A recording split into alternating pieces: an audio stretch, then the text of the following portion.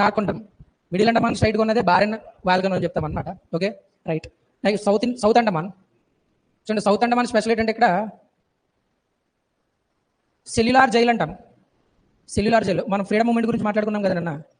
ఆ ఫ్రీడమ్ మూమెంట్లో Indian leaders ఎవరైనా అరెస్ట్ చేశారనుకోండి, అయితే పూనాలో ఎర్రవాడ జైలు అని ఉంటుంది అక్కడ, లేకపోతే బర్మా రంగూన్ జైలు ఉంది కదా అక్కడ, లేకపోతే అండమాన్ జైలు పంపించారు అనమాట.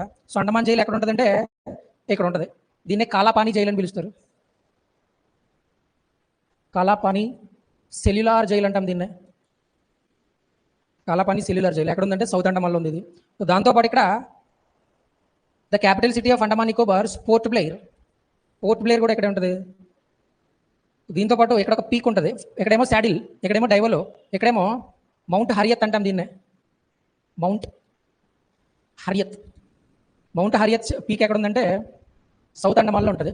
అయితే ఈ మౌంట్ హరియత్కి నరేంద్ర మోడీ ఏం చేశారంటే 2021లో దీని పేరు మార్చాడు అనమాట. దానికి ఏం పేరు పెట్టాడంటే మౌంట్ మణిపూర్ అని పేరు పెట్టాడు. మౌంట్ మణిపూర్. సో ఫ్రీడమ్ మూమెంట్లో మణిపూర్ నుంచి కూడా చాలా మంది లీడర్స్ ఇన్వాల్వ్ అవుతారు. సో జాతీయ ఉద్యమంలో.